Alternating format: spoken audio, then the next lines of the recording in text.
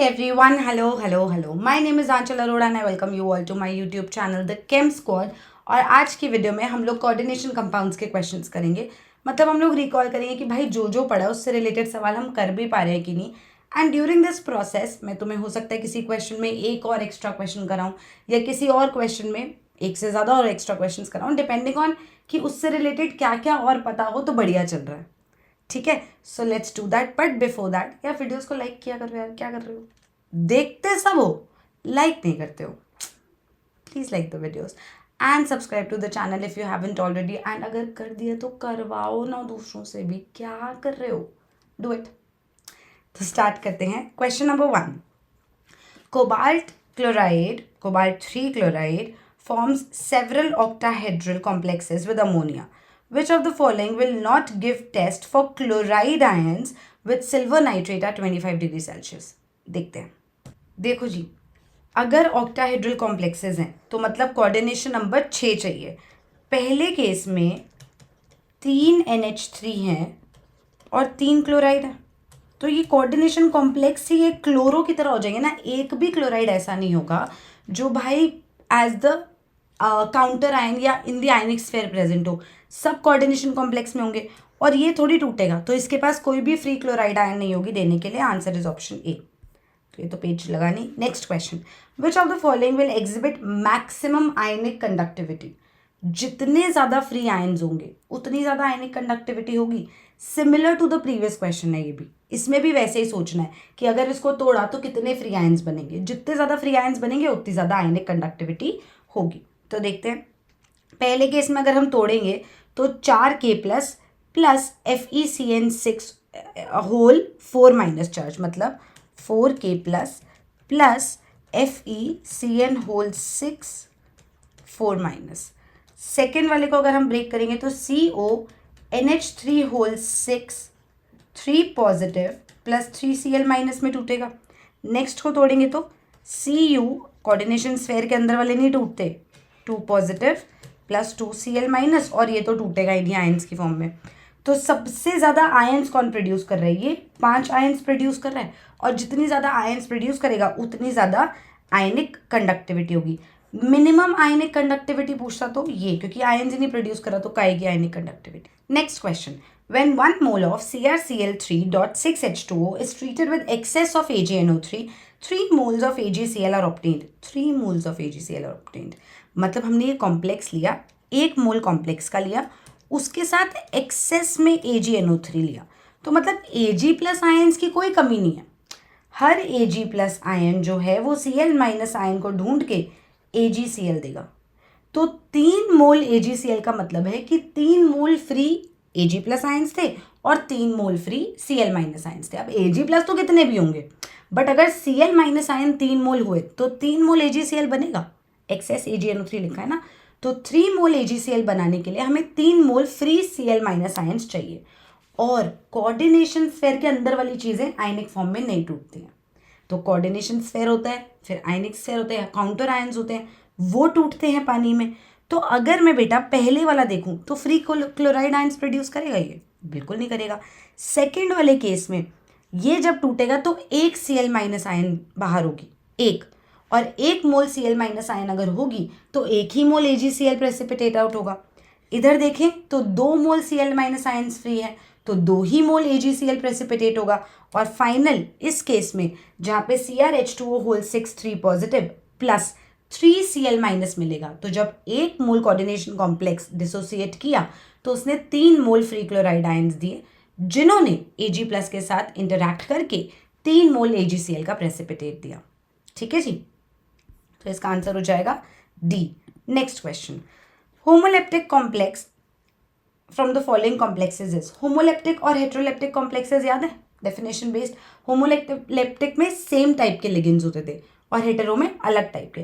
तो अपन को ऐसा कोऑर्डिनेशन कॉम्प्लेक्स उठाना है जिसमें जो लिगेंड की भूमिका निभा रहा है वो एक ही टाइप की चीज़ है। जैसे अगर मैं इसको देखूँ, पेंटा अमीन कार्बोनेटो, तो इसमें पेंटा अमीन, अमीन लिगेंड भी है और कार्बोनेट लिगेंड भी है। नहीं चाहिए भैया, 2 लिगेंड है, हेटेरो वाले में आ जाएगा ये। ट्राई अमीन ट्राई एक्वा, H2O भी है, NH3 भी है, नोप। पोटेशियम ट्राई ऑक्सिलेटो एल्यूमिनेट, ये हो सकता है। इसमें जो लिगेंड है वो सिर्फ ऑक्सिलेटो लिगेंड है, मतलब ऑक्सिलेट आयंस है। ऐसे 3 यूज हुए हैं, तो एक ही टाइप का लिगेंड है, इस वजह से आंसर है C. Next question, the name of the complex ion is, ध्यान से समझना, अगर अनायनिक कॉम्प्लेक्स है, अगर कटायनिक होता तो हम हमेशा ऐसे लिखते हैं ना, पहले लिगेंड फिर मेटल, और फिर अगर आयन दिया हुआ है तो उसका ऑक्सीडेशन स्टेट और एंड में आयन लिख देते हैं। कटायनिक स्पीशीज होती है तो हम आयरन लिखते हैं, अनायनिक होती है तो वो 8 वाली चीज आ जाती है, फेरेट हो जाएगा ये। तो अपन को वो वाला आयन ढूंढना है जिसमें फेरेट हो, तो आंसर ये तो नहीं हो सकता है। ठीक, पहली एक चीज हट गई। अब बाकी 3 में से सोचे तो साइनो है, कितने हैं, 6 है, तो हेक्सा, साइनिडो या साइनो, दोनों चलता है। तो साइनो तो नहीं लिखा हुआ, तो साइनिडो, वैसे अब साइनो ही लिखा होगा, स्ट्रेस मत लेना। ठीक, और मेरा क्वेश्चन है, ये जो Cn- है ये बाइडेंटेट लिगेंड है या एम्बीडेंटेट लिगेंड है? कमेंट सेक्शन में आंसर जरूर देना, बाइडेंटेट एम्बीडेंटेट, आंसर्स भेजना जरूर।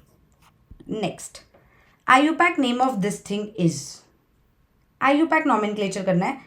कटाइनिक चीज पहले लिखी जाती है ना, NaCl में हम क्या लिखते हैं, सोडियम पहले क्लोराइड बाद में, तो कटाइनिक चीज पहले लिखेंगे और एंड में क्लोराइड होगा।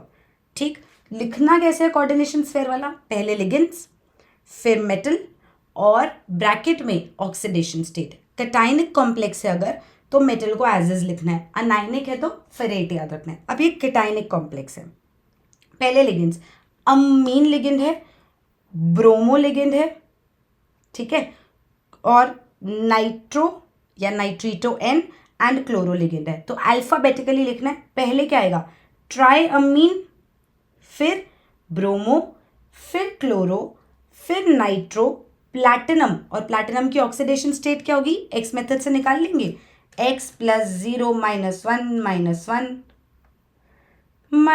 1 इज इक्वल टू +1, तो x की वैल्यू आ जाएगी +2, नहीं रुक जाओ, ये हो जाएगी +4,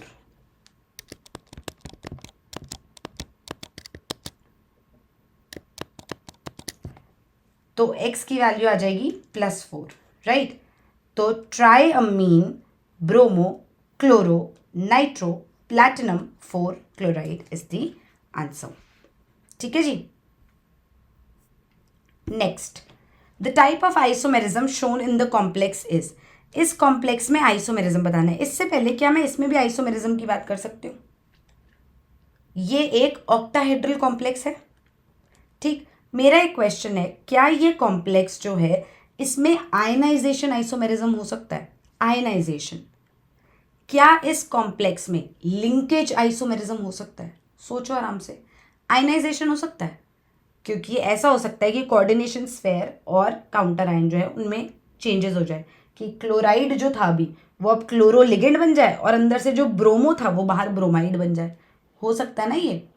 ऐसे ही NO2 के साथ भी स्विच हो सकता है, तो यस, आयनाइजेशन आइसोमेरिज्म हो सकता है, राइट। लिंकेज आइसोमेरिज्म हो सकता है, NO2 है ना, नाइट्रो एम्बिडेंटेट है, तो ये जो है ये N से भी जुड़ सकता है और O से भी जुड़ सकता है, तो इसमें लिंकेज आइसोमेरिज्म भी हो सकता है। ठीक है जी, आओ नेक्स्ट पे चले। अब the type of isomerism shown by the complex this is, सबसे पहले तो अपन को सोचना पड़ेगा कि इसमें कौन कौन से आइसोमेरिज्म हो सकते हैं। कोबाल्ट जो है वो यहाँ पे किस ऑक्सीडेशन स्टेट में है, x - 2 + 0 इज इक्वल टू 0, तो x इज इक्वल टू +2, +2 में कोबाल्ट होता है D7 होता है, आओ बना दे, 1 2 3 4 5 6 7। अब En है तो ये पेयरिंग कर सकता है, पर अगर पेयरिंग कर भी दे तो क्या फिर भी 2 D मिलेंगे D2sp3 के लिए? नहीं ना, तो sp3 D2 हाइब्रिडाइजेशन होगी, मतलब ये एक ऑक्टाहेड्रल कॉम्प्लेक्स है। रिवाइज करा रही हूँ पुरानी चीज़ें भी, VBT वाली चीज़ें भी रिकॉल करा रही हूँ इसी क्वेश्चन में। तो क्योंकि अगर वो पेयरिंग करा भी देता तो भी कोई फर्क ना पड़ता, इस वजह से ये sp3 D2 हाइब्रिडाइजेशन दिखाता है एंड नॉट D2sp3। इसका मतलब ये आउटर ऑर्बिटल कॉम्प्लेक्स होगा and not inner orbital complex. चलो जी, हमने ये रिकॉल कर लिया। आगे की बातों पे आते हैं। अभी ऑक्टाहेड्रल कॉम्प्लेक्स है अगर, तो इसमें कौन से टाइप का आइसोमेरिज्म दिखा सकता है ये। अब ये होता है ऑक्टाहेड्रल का गेम। अब गेम क्या है कि वो जो ईएन लिगेंड है वो बाइडेंटेट लिगेंड है ना। क्या है वो, इथाइलिन डायमीन है। और ये इथाइलिन डायमीन जो है ये ऑफकोर्स दूसरे के सिस पे होता है, ये सब हमने पढ़ा हुआ है, ये लॉजिक सब पढ़े हुए हैं, अभी तो बस क्वेश्चंस कर रहे हैं।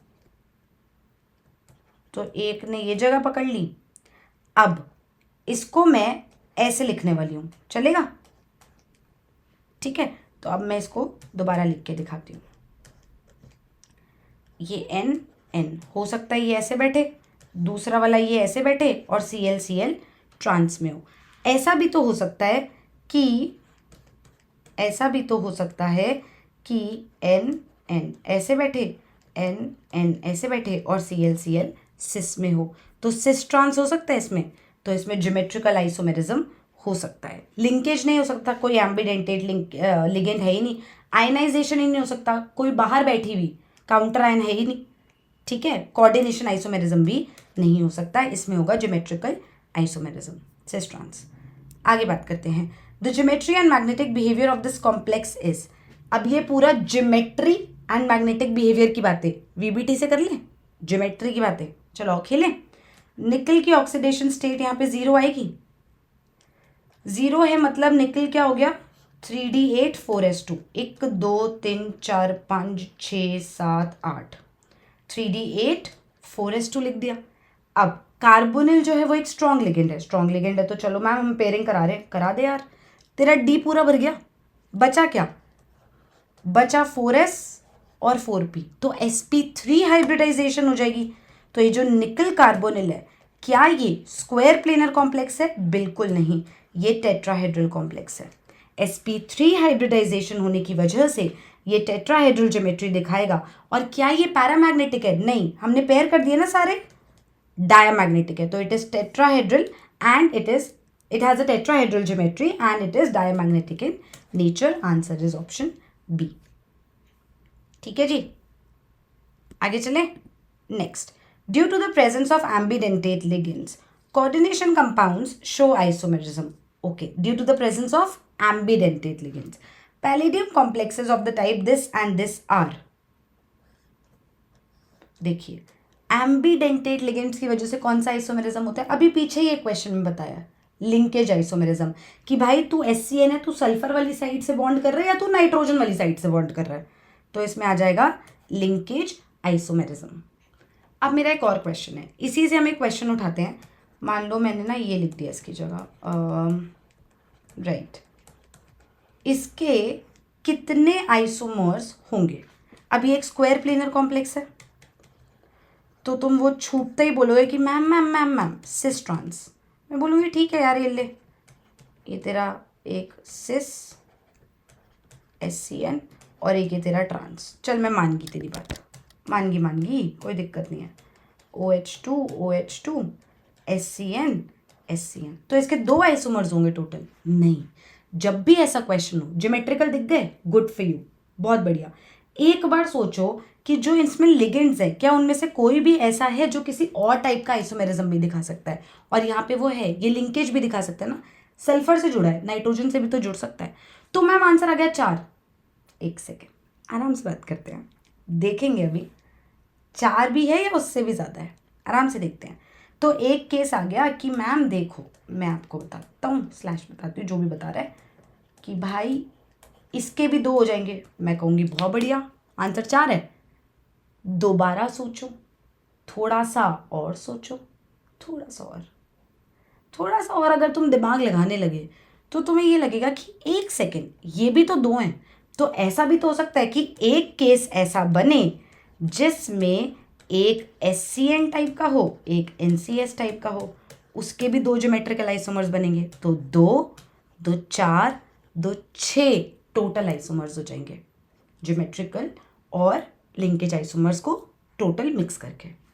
तो ये अच्छा क्वेश्चन बनता है। ऐसे क्वेश्चंस में ज़रूर ध्यान रखिएगा, अगर आपसे वो टोटल नंबर ऑफ आइसोमर्स पूछ रहा है तो आपको जो सामने दिया है उसमें फिगर आउट करो ज्योमेट्रिकल ऑप्टिकल, फिर सोचो कि इसके स्ट्रक्चरल वाले कौन कौन से हो सकते हैं, उनके भी ज्योमेट्रिकल आइसोमर्स बन रहे हैं क्या, या उनके भी ऑप्टिकल बन रहे हैं क्या, और फिर उस तरीके से उस क्वेश्चन को अटेम्प्ट करो। I hope this helped. Next question, which of the following ligands is expected to be bidentate? इनमें से कौन बाइडेंटेट लिगेंड है? ऑक्सिलेटो।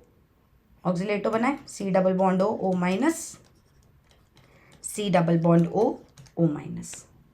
ये इधर से भी ऑक्सिलेटो बाइडेंटेट लिगेंड है, बाकी सारे नहीं है।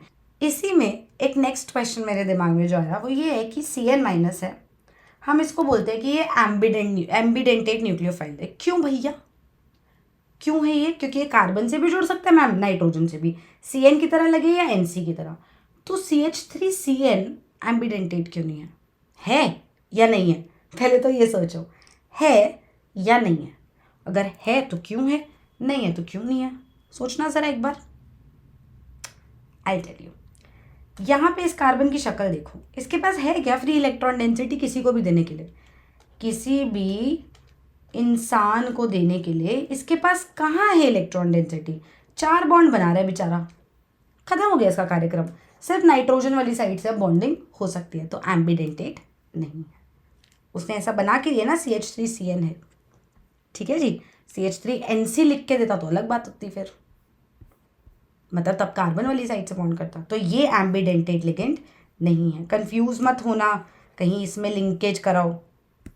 Next question, pick out the correct statement with respect to this. आ जाओ जी, वापस से VBT रिकॉल करें।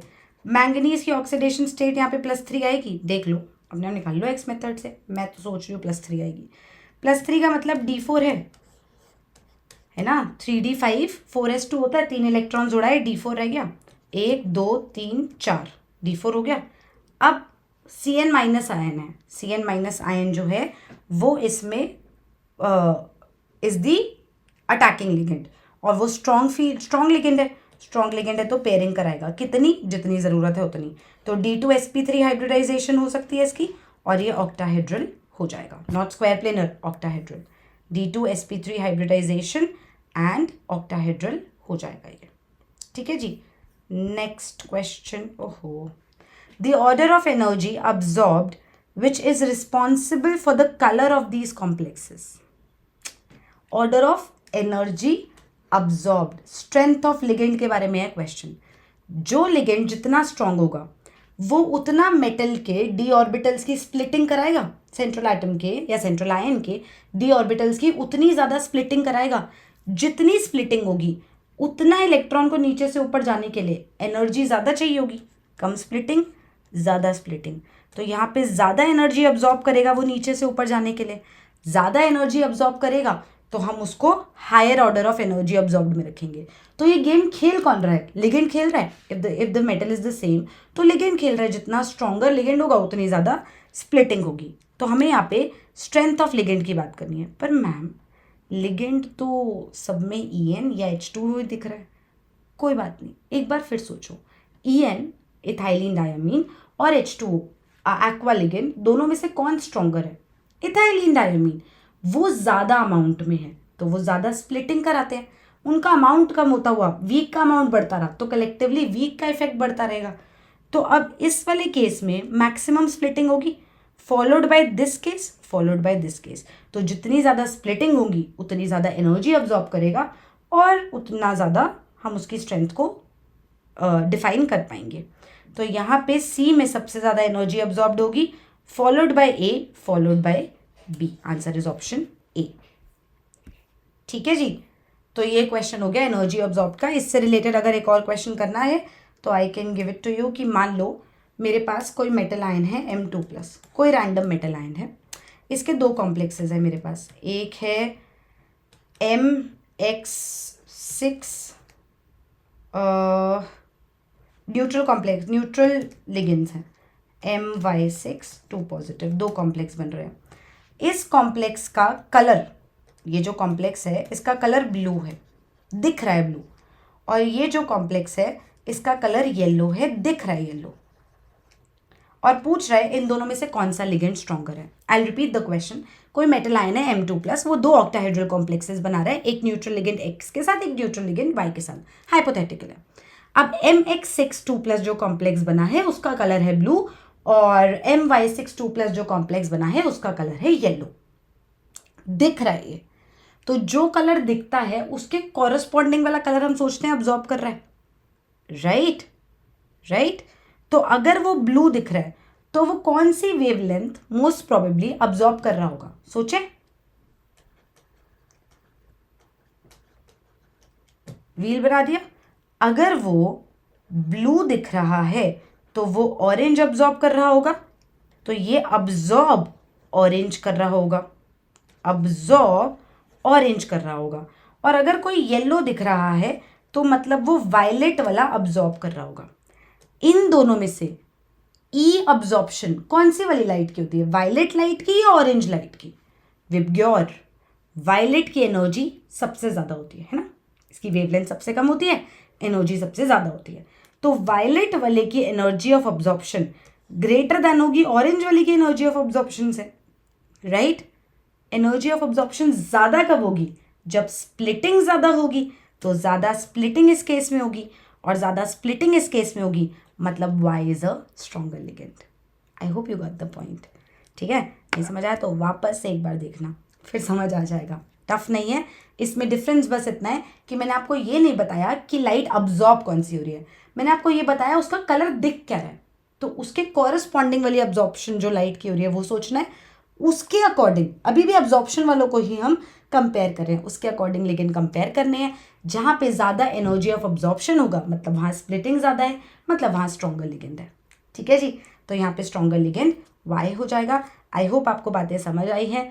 बाकी मैं नेक्स्ट वीडियो में किसी और टॉपिक के साथ मिलूंगी। अगर आपको स्पेसिफिकली किसी टॉपिक के क्वेश्चंस करने हैं, या आपको कोई टॉपिक ऐसे छोटू सा लग रहा है कि ये छोटा सा है मैम, ये तो समझा दो ना, 5 मिनट में समझा दोगे, तो मुझे आप वो कमेंट सेक्शन में बताइए, मैं आपको ज़रूर बताऊंगी। ठीक है, I will see you in the next video. Bye.